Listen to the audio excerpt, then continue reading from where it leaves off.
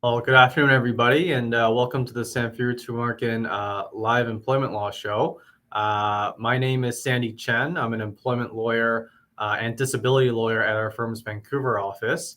I do these sessions every 2 or 3 weeks. I'm here for the next half an hour or so, answering your questions, any and all questions to do with employment law or disability law. So please feel free to ask away. You can put your questions into the comment box. I'll be able to see it here. And then I'll do my best to answer the questions in the order I get them.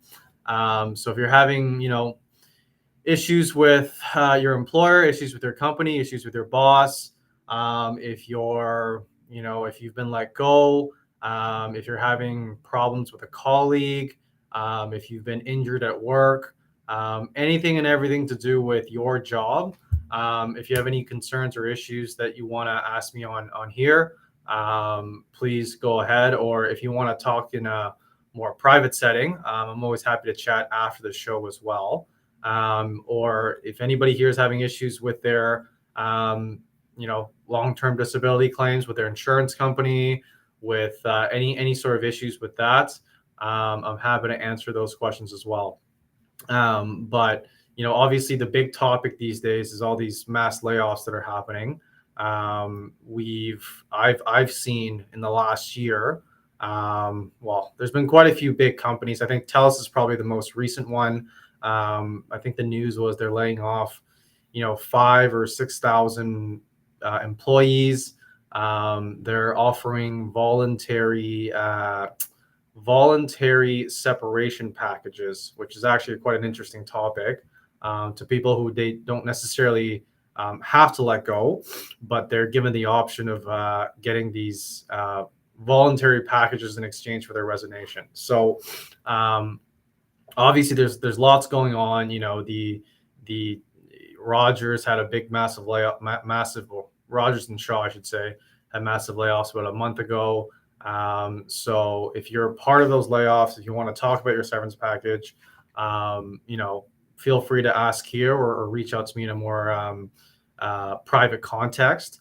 I will say that, a lot of the packages that I see, the severance packages, whether it's, a big company or a small company, it doesn't really depend on the industry either. A lot of them, unfortunately, do fall short of a person's actual entitlements. And that's a big part of the reason why people should get them reviewed, right? And sometimes the difference is small. Sometimes the difference is quite large. I've seen packages that people have been offered 8 weeks when they should be getting 18, 19, 20 months, right? And so it's a lot of the times it's a negotiation. But the first step is if you've been part of a mass layoff or if you've just been let go for whatever reason, I would get your severance package reviewed before you sign off. We got some questions here. Okay, so we got a question from Lou. Lou's asking, can my employer fire me for needing to take time off to deal with a family emergency? Are they allowed to require a doctor's note from me for things like this? So good question. So you have certain protected leaves under the Employment Standards Act in BC. Most provinces have these protected leaves. And so the short answer is probably not, right? If it's a family emergency, if someone's in your family is really sick, if they passed away, there's certain leaves under the Employment Standards Act that mandate that employers have to give you the time off. And if they fire you because you took that time off, there's chance. Well, first of all, they have to pay you severance, and second of all, there might be an opportunity to get further remedies, including potentially reinstatement in some situations. In terms of a doctor's note, there was a certain period in time in COVID when doctor's note were no longer required if it was due to COVID. If the reason for your leave is a medical leave, your own medical leave, right? Not for a family member.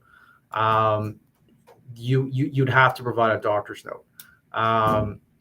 And if it's a family member medical emergency, then you, depending on the province you're in, then yes, you would also have to provide a medical note. So it's one of those things where they can't, the one thing I would say is they can't rush you to get a doctor's note, right? So don't, if they're saying we want one by tomorrow, they can't do that. So Lou, hopefully that answers your question. If you have a follow-up, just feel free to just type it into the comment box there. We got more questions here. One's from D. Marilyn on YouTube. You're still in your probation period and your employer is talking about changing your position from a managerial job to an administrative one with reduced pay. What advice would you have for me? So Marilyn, that's I have a lot of advice, but I'll speak generally. The legal term for what you're going through, it's called a constructive dismissal. Okay. In constructive dismissal is essentially where the company says to you, we're changing your job in a significant way, right? It can be hours of work, it can be, or in your case, it's job title and pay, right? Compensation. It can be your location of work. It can be kind of, if they're taking away managerial responsibilities, if they're adding a lot of extra responsibilities that they're not paying you for, right? It's a significant change to your job that you have not agreed to, right? That's what a constructive dismissal is. And so if it's something, if it's a deal breaker, right? Because you can agree to these changes, but if it's something you are not prepared to live with, you likely have the option of rejecting the change and saying to your employer, this is a fundamental change to the terms of my employment. You are required to pay me severance pay. That's what a constructive dismissal is, right? Is your company is changing your job in such a significant way and you don't agree to them, and so you are treating their changes as a termination of your employment, and then you would claim for severance. So so in your case, Marilyn, I mean that sounds to me like that's what the company's doing to you. My strong advice to you and anybody going through these changes is, it's always, there's always gray areas. I can speak in generalities here, but before you claim constructive dismissal and quit your job, speak to an employment lawyer, right? Come talk to me if you're in BC. Go talk to one of my colleagues if you're in Ontario or Alberta. It's very important that you get legal advice before you do anything, right? In your case, taking away management responsibilities, to me, there's a lot of that's a pretty clear-cut constructive dismissal, and especially with the reduced pay. There's some cases where a small change might be permitted, right? Some cases where a small pay cut may not necessarily be a constructive dismissal, but if it's a huge pay cut and they're taking away all these responsibilities and it's essentially a demotion, it sounds like, you have the option of saying no and claiming for severance pay. So my advice to you is, talk to a lawyer before you do anything, and you should talk to a lawyer now, because it sounds like things are kind of, they haven't done it yet, but they're talking about it. So I would definitely seek legal advice on that situation. So we've got more questions here. We got another question here from Stephen. Stephen, you're saying, if your employer is cutting staff because they are making less money, would that impact your severance entitlements at all? So Stephen, I guess if you could clarify your question a bit, but is the company cutting people, the low wage earners, or are they cutting people who are high wage earners? So whatever the case is, it should not affect your severance entitlements, right? The one thing I'll add to that, Stephen, is your severance entitlements is based on what you were getting paid at the time of your termination, right? So if I say to you, okay, your you should be getting a 12-month severance package, right? That's going to be based on your wages at the time of termination, generally, right? There's a few exceptions, but let's say generally. So if the employer is cutting lower paying staff, right, then I think the rationale, the logic behind that may be that their severance pay that they'd have to pay out is lower than otherwise, right? If you're letting someone go who's making $1 million a year and you got to pay them a year severance, that's $1 million. But if you're letting someone go who's making $40,000 a year, and you got to pay them a year's pay, that's only $40,000, right? So Steve, I don't know if I answered your question there, but maybe you can clarify that at all. If you can clarify that a little bit, but I mean, to answer your question, just because someone's making less money, it impacts their severance in terms of the monetary compensations they could receive. It doesn't impact what we call the notice period generally. Okay, so we've got more questions. Jeff from Facebook is asking, what does it take to prove a wrongful dismissal if your employer alleges they had a reason to let you go, but it was untrue? So yeah, that's a good question. And I see these kind of scenarios almost daily, because it's, from my perspective, and obviously I'm an employment lawyer, it's a bit biased, but I will see allegations in a termination letter like, dear Mr. Smith, employee Smith, you've breached the code of conduct in XYZ ways, and it's just simply untrue, it turns out, right?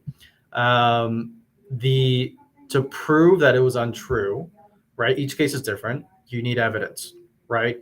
So if the employer is if the employer is saying you were late for work one day, right, but you have some evidence of you being at work right on time at 9 a.m., right? Obviously, that's going to be something that's helpful in your case, right?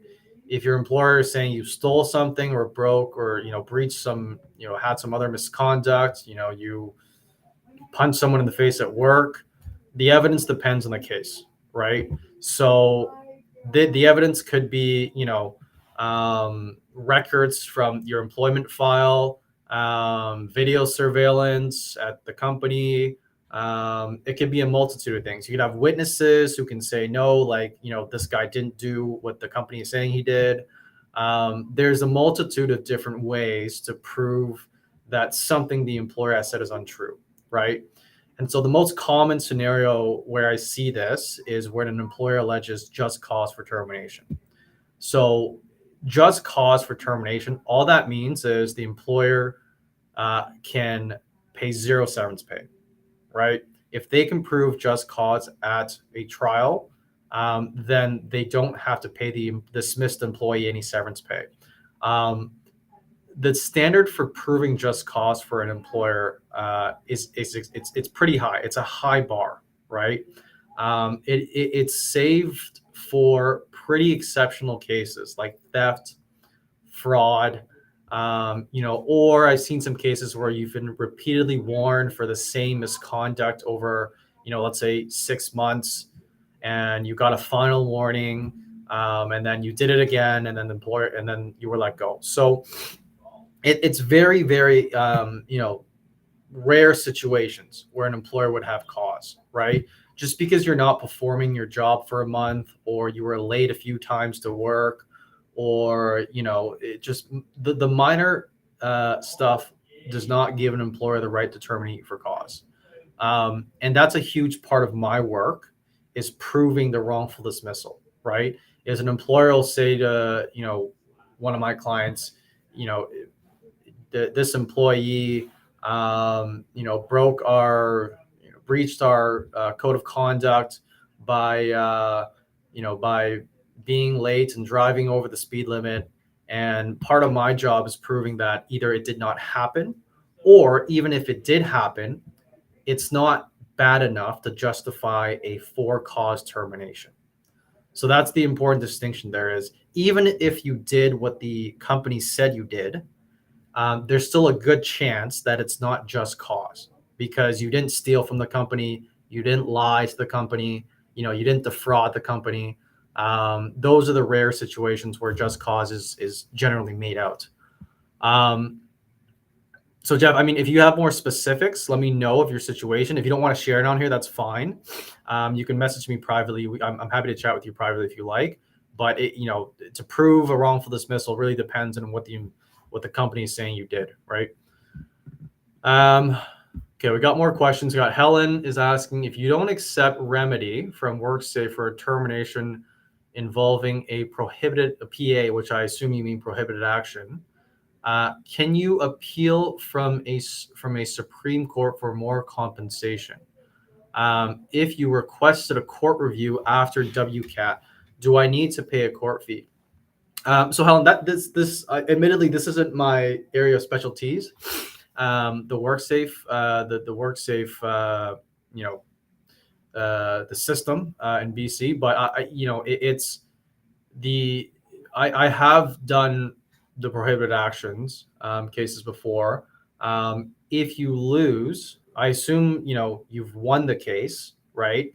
And because you wouldn't have a remedy if you didn't win the case, and the board awarded you a certain remedy, and then it sounds like you appealed that to the tribunal, which is WCAT. And now it sounds like WCAT didn't go your way for the remedy part, right? The next step would be a court judicial review. And there generally are court fees for that, filing fees. You have to file materials. So Helen, I don't know the exact deadline off the top of my head, but there is a short time frame for filing a judicial review on that kind of stuff. So in terms of your question, can you appeal for more compensation? I mean, yes. I don't know the exact circumstances of why you felt the remedy was unfair, but yes, you can appeal for more compensation.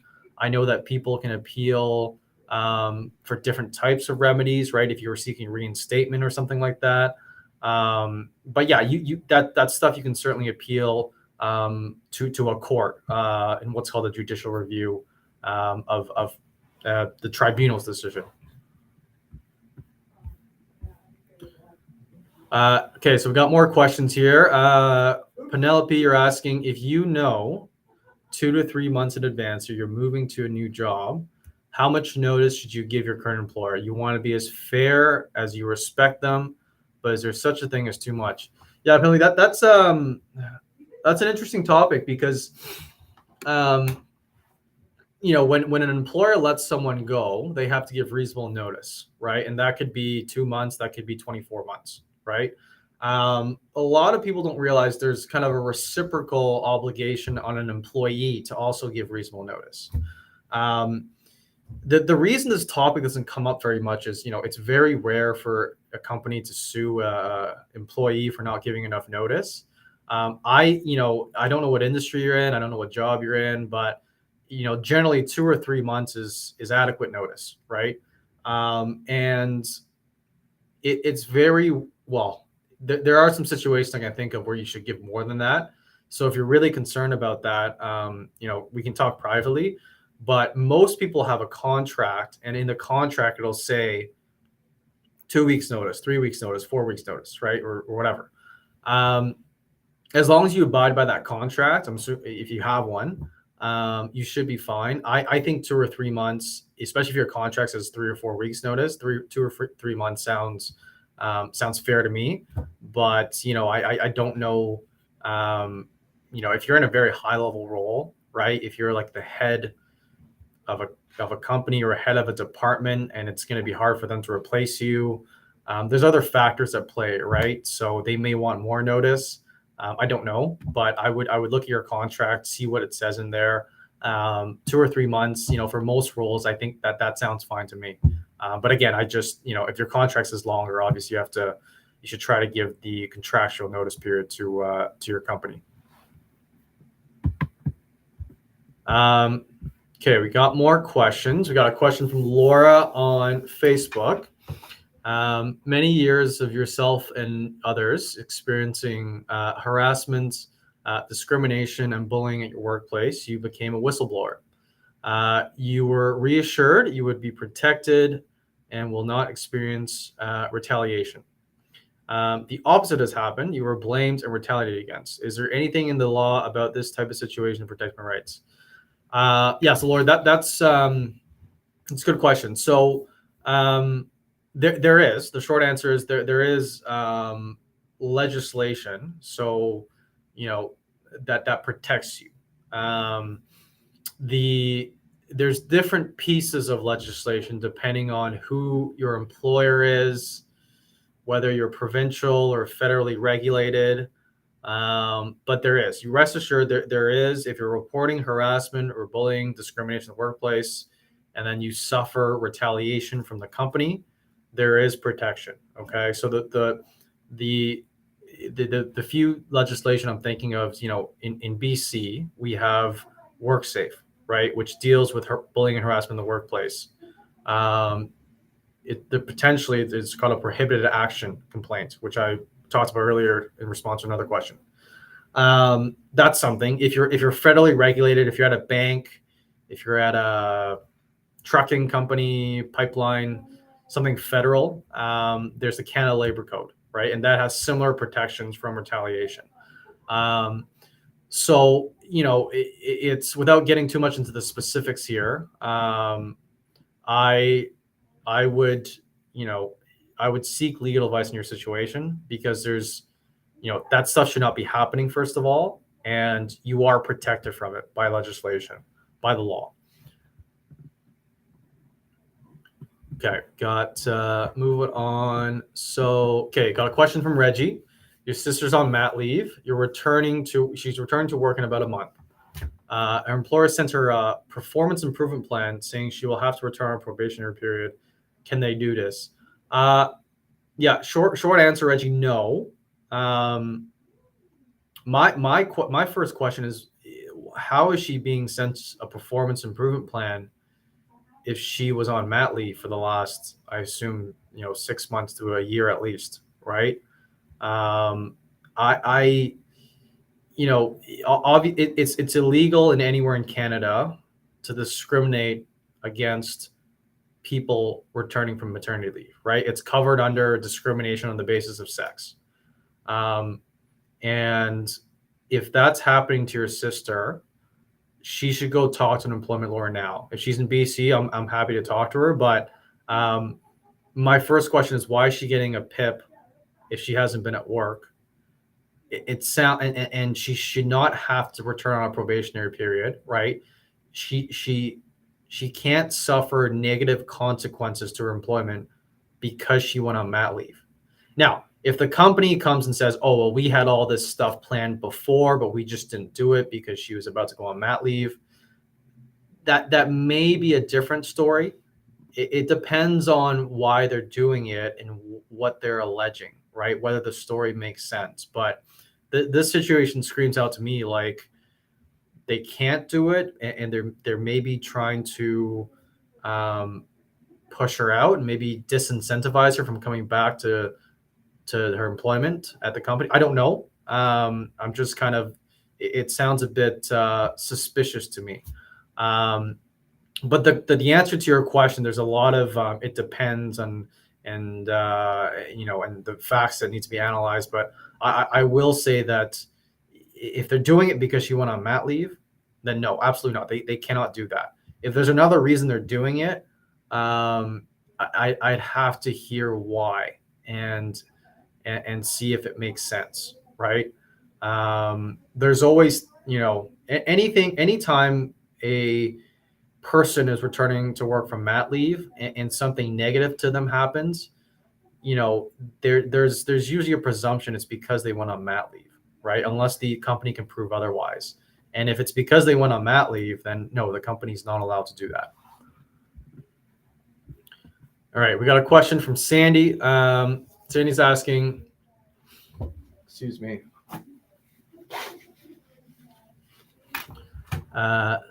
If the administrator is not following HR policy, does that make it null in terms of employee-employer contracts? You're at a federally regulated company.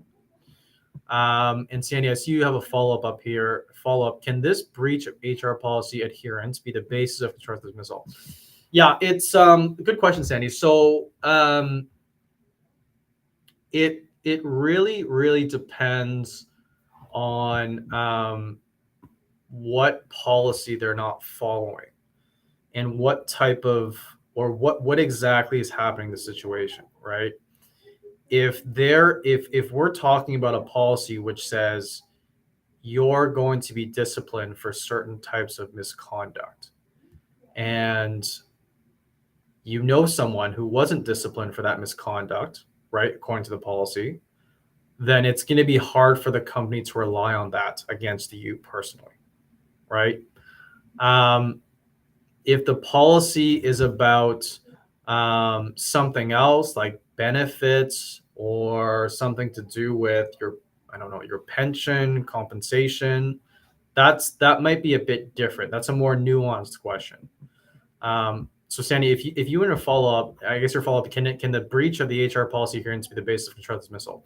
Um, it it can, depending on what the impact on you is, right?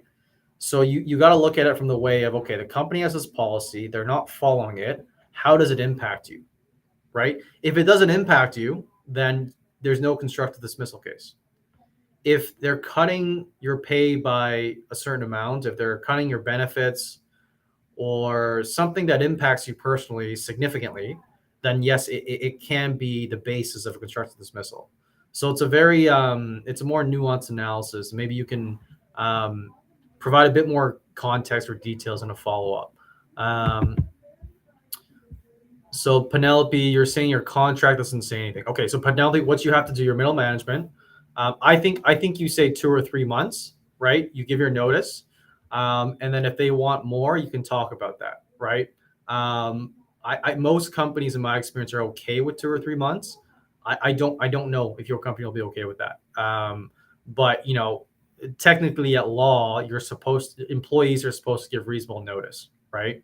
And that's really dependent on the situation. So, maybe just give your notice and ask them if it's enough, right? If they say it's not enough, then you can, you know, come talk to me about it in a private context, and we can see what we can do. Because if they're saying it's not enough, there's got to be a reason for it, I assume. Helen's asking, can the court pay the full amount of my lawyer's fees if my employer did not pay reasonable severance due to I did not agree to sign a legal release? So Helen, the full legal. So let's say you paid $50,000 to a lawyer, right, to get your severance. It's very rare you'll be able to recover the full fee. You'll be able to recover part of it, depending on a lot of factors, which we don't have time to get on here. But you'll be able to recover. It's a winner. The winner gets a portion of their legal fees paid. Sometimes the full fee is paid. Rarely, but sometimes. So, $50,000, you could get 25, 30, $35,000 back potentially. Unfortunately, not the full legal fees. Generally, there's always exceptions, of course. Okay, so Sandy, you've got a follow up here. There's multiple points in the policy. Includes benefit plan where on medical leave. Yeah, so Sandy, I think that's when I see sometimes if they're not following their own policy and continuing your benefits plan while you're on medical leave, and you're having to pay a lot of extra money to continue those benefits or pay out of pocket for prescription drugs or anything else that would have been covered by the benefits plan, that could be a basis for constructive dismissal. I'm saying could because I need to know the financial impact on you. I need to know what the policy says. So Sandy, you're sensing I'm a bit hesitant to tell you it could be because it's the constructive dismissal cases are always so dependent on the exact language and exactly what the company is doing, right? So I'm telling you it could, but if it's black and white in the policy and if they're cutting it off for you on your medical leave, come talk to me about it or whichever province you're in, talk to a lawyer about it. But certainly, you know, if they're not following their own policy, that's something that you know, that could be a basis. The alternative is you don't necessarily have to claim constructive dismissal. You may have a legal action to just sue them. Now, I'm not saying you should, but you could sue them for the lost value of those benefits. Okay. So thanks guys for coming. I gotta take off. I'll be back in 2 or 3 weeks. I do these on Thursdays at 1 o'clock Pacific time. So if I apologies if I missed any questions on here, but my contact information should be on the website. So if you want to talk to me, please reach out. I'm happy to chat. And I'll see everybody in a few weeks.